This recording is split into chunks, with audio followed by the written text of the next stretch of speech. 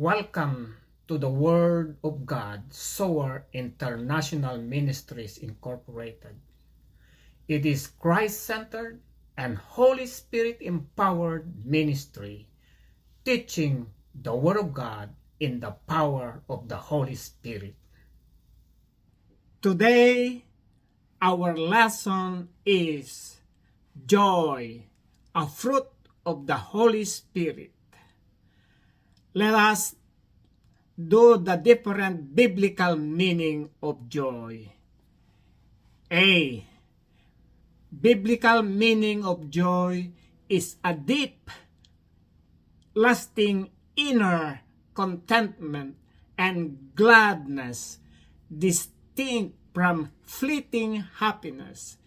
It is a choice to trust in God and His promises, even amidst trial, and is often associated with righteousness, peace, and hope. It is a fruit of the Spirit, a gift from God that transcends circumstances. B. Biblical joy is a feeling of good pleasure and happiness that is dependent on who Jesus is rather than on who we are or what is happening around us. Joy comes from the Holy Spirit abiding in God's presence and from hope in His Word. Letter C. The Bible presents true joy as a deep, abiding inner gladness that comes from a relationship with God, is sustained by His grace and promises, and is not shaken by external circumstances. It is a gift, a strength, and a foretaste of the eternal joy that awaits the believer. Let us define now what is joy. Its meaning. The word joy in Greek is chara, refers to the joy of God passing through a Christian. It is not human joy that happens to be stimulated by divine influence. According to the Bible, in Nehemiah chapter 8 verse 10, now go home and have feast, share your food and wine with those who don't have enough. Today is holy to our Lord, so don't be sad. The joy that the Lord gives you will make you strong. Chara is always used to refer joy that is based on spiritual or religious factors. Spiritual joy transcends or go beyond circumstances. According to John chapter 16 verse 20, it says, most assuredly, I say to you that you will weep and lament, but the world will rejoice, and you will be sorrowful, but your sorrow will turn into joy. Divine joy is full joy. You cannot add to it. According to 1 John chapter 1 verse 4, we write this in order that your joy may be complete. And also in John chapter 16 verse 24, until now you have asked nothing in my name. Ask, and you will receive, that your joy may be full. And according to Isaiah chapter 12 verse 2 to 3, surely God is my salvation. I will trust and not be afraid. The Lord himself is my strength and my defense. He has become my salvation. With joy, you will draw water from the wells of salvation. And according to Hebrews chapter 12, verse 2, let us keep our eyes fixed on Jesus, on whom our faith depends from the beginning to end. He did not give up because of the cross. On the contrary, because of the joy that was waiting for him, he thought nothing of the disgrace of dying on the cross, and he is now seated at the right side of God's throne. God commands us to be joyful. According to Philippians chapter 4, verse 4, may you always be joyful in your union with the Lord. I say it again, rejoice. Joy is a source of strength. According to Nehemiah chapter 8 verse 10, Nehemiah said, go and enjoy choice food and sweet drinks, and send some of those who have nothing prepared. This day is holy to our Lord. Do not grieve, for the joy of the Lord is your strength. Joy is rooted in a relationship with God.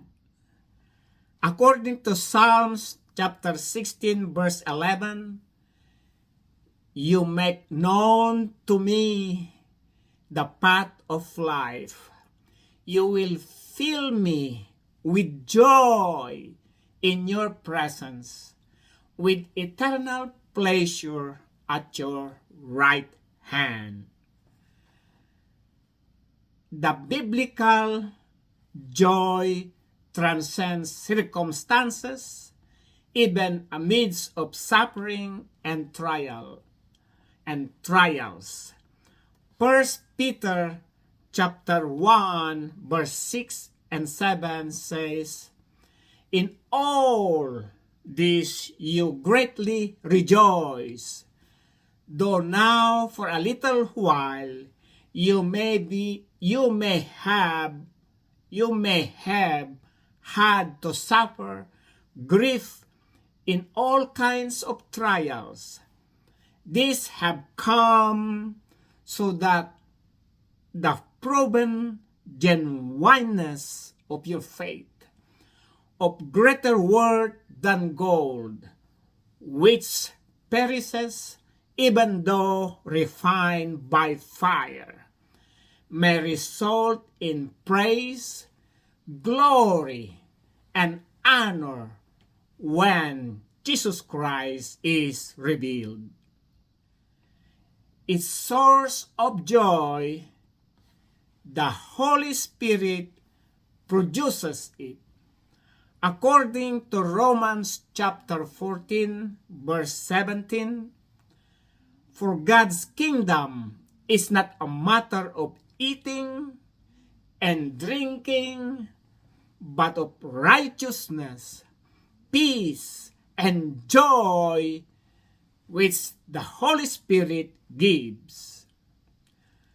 Real joy comes from God, who has invaded us, conquered us, and liberated us from eternal death and sadness, who has given us hope and joy because He has poured out His love within our hearts by the Holy Spirit, whom He has given us.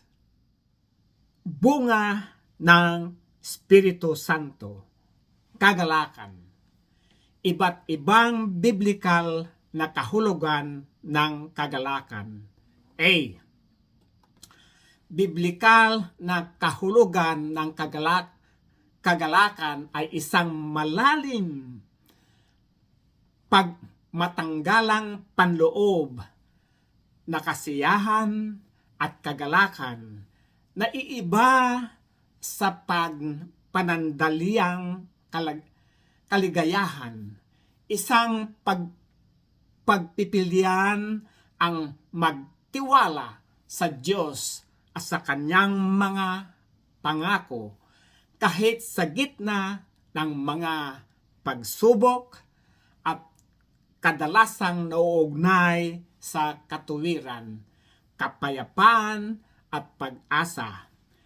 Ito ay bunga ng Espiritu, isang regalo ng Diyos na lumalampas sa mga pangyayari. B. Ang biblikal na kahulugan ng kagalakan ay isang pakiramdam na kasiyahan at kaligayahan na nakasalaylay sa kung sino si Jesus, kaysa kung sino tayo o kung ano ang nangyayari sa ating paligid. Ang kagalakan ay nagmula sa banal na Espiritu na nananatili sa presensya ng Diyos at mula sa pag-asa sa kanyang salita. Letter C. Ang Biblia ay nagpapakita ng tunay na kagalakan bilang isang malalim na nanatili sa loob na kagalakan na nagmumula sa isang relasyon sa Diyos na pinapatili ng kanyang biyaya at mga pangako at hindi natitinag ng panlabas ng mga pangyayari. Ito ay regalo, lakas at patikim ng walang hanggang kagalakan na naghintay sa mga mananampalataya. Number 1, ang kahulugan nito. Ang salitang joy sa Greek ay kara, ay tumutukoy ng kagalakan ng Diyos na dumaan sa isang Kristiyano. Hindi lamang kagalakan ng tao ang nangyayari na pinagsigla ng banal na impluwensa. Sinasabi ito sa Nehemiah chapter 8 verse 10. Pagkatapos, ang kanyang sinabi sa kanila, humayo kayo sa iyong lakad, kumain kayo ng masarap na pagkain at uminom kayo ng matamis na alak at magpadala kayo ng mga bahagi sa mga walang naihanda, sapagkat ang araw na ito ay banal sa ating Panginoon.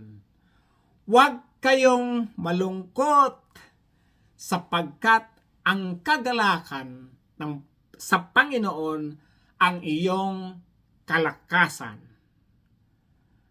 Tara ay palaging ginagamit upang sumangguni sa kagalakan na batay sa espiritual o relihiyon ng mga kadahilanan. Ang espiritual na kagalakan ay lumalampas sa mga pangyayari. Sinasabi ito sa John chapter 16 verse 20. Katotohanan, sinabi ko sa iyo na kayo'y iiyak at tatagis, subalit ang sanlibutan ay magagalak. Kayo'y malulungkot, subalit ang inyong kalungkutan ay magiging kagalakan. Number 2, ang banal na kagalakan ay buong kagalakan. Hindi mo ito maidaragdag. Sinasabi sa 1 John chapter 1 verse 4, isinusulat namin ang mga bagay na ito upang ang aming kagalakan ay malubos. Sinasabi rin sa John chapter 16 verse 24, hanggang ngayon wala kayong hinihinging anuman sa pangalan ko. Kayo'y humingi at kayo'y tatanggap upang malubos ang inyong kagalakan. Sinasabi rin ito sa Isaiah chapter 12 verse 2-3. Ang Diyos ay aking kaligtasan. Ako'y magtitiwala at hindi ako matatakot, sapagkat ang Panginoong Diyos ang aking kalakasan at awit, at siya'y naging aking kaligtasan.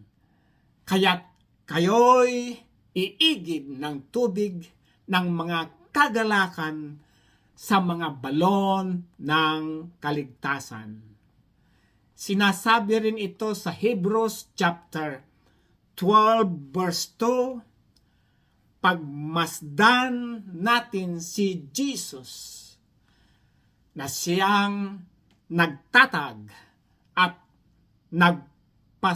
nagpasakdal ng ating pananampalataya, na dahil sa kagalakan inilagay sa kanyang harapan na tinitiis niya ang cross, hindi inalintana ang kahiyaan, at siya'y umupo sa kanan ng trono ng Diyos. Number 3, utos ng Diyos na tayo ay maging masaya. Philippians 4:4, magalak kayong lagi sa Panginoon. Muli kong sasabihin, magalak kayo. Number 4, ang kagalakan ay pinagmumulahan ng lakas. Nehemiah chapter 8 verse 10, sinasabi ito, pagkatapos ay kanyang sinabi sa kanila, humayo kayo sa iyong lakad, kumain kayo ng masarap na pagkain, uminom kayo ng matamis na alak, at magpadala kayo ng mga bahagi sa mga walang naihanda, sapagkat ang araw na ito ay banal sa ating Panginoon. Huwag kayong malungkot, sapagkat ang kagalakan sa Panginoon ang iyong kalakasan. Number 5. Ang kagalakan ay nakaugat sa isang relasyon sa Diyos. Sinasabi ito sa Psalm chapter 16 verse 11, iyong ipinakita sa akin ang landas ng buhay. Sa iyong harapan ay may kapuspusan ng kagalakan. Sa iyong kanang kamay ay mga kasayahan magpakailanman. Number 6. Ang kagalakan sa Biblia ay higit sa mga pangyayari kahit sa gitna ng pagdurusa at mga pagsubok. Sinasabi sa 1 Peter chapter 1 verse 6 and 7, sa ganito kayo'y nagagalak, bagamat ngayon sa sandaling panahon ay kailangan ninyong magdanas ng iba't ibang pagsubok upang ang kadalisayan ng iyong pananampalataya na mas mahalaga kaysa gintong nasisira, bagamat ito'y sinusubok sa pamagitan ng apoy at mauwi sa kapurihan, kalawalhatian at karangalan sa pagpapakita ni Hesus Kristo. Number 7. Pinagmulan nito ng kagalakan. Ang banal na espiritu ang gumagawa nito. Sinasabi sa Romans chapter 14 verse 17, sapagkat ang kaharian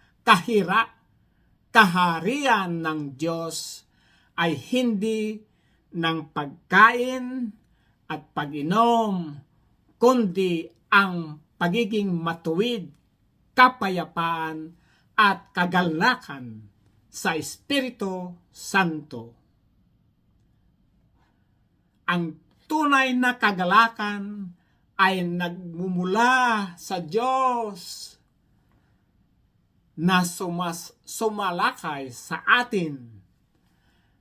Nilipog tayo at nagpala sa ating mula sa walang hanggang kamatayan at kalungkutan, na siyang nagbigay sa atin ng pag-asa at kagalakan dahil ibinuhos niya ang kanyang pag-ibig sa ating mga puso sa pamagitan ng banal na espiritu na kanyang ibinigay sa atin.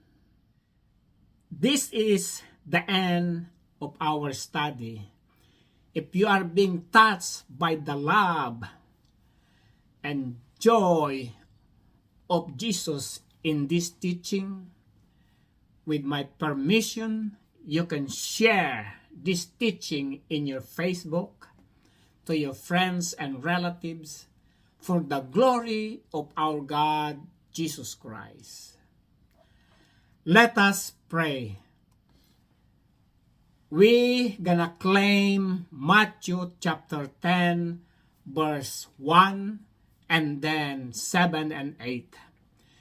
Jesus called his disciples to him and gave them authority to drive out impure spirits, to heal every disease and sickness. As you go proclaim this message. The kingdom of heaven has come near. Heal the sick, raise the dead, cleanse those who have leprosy, drive out demons. Freely you have received, freely give. Father, in the name of your only begotten Son, Jesus Christ, I pray for those who are listening to give them spiritual healing, emotional healing, physical healing.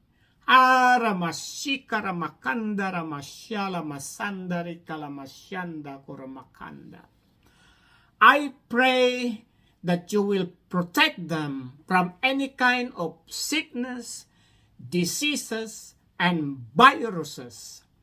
Lord Jesus, for those who are sick with different kinds of cancer, Jesus, rebuke these different kinds of cancer and be healed in Jesus' name. For those who have problems in eating disorder because of their esophagus, be healed in Jesus' name.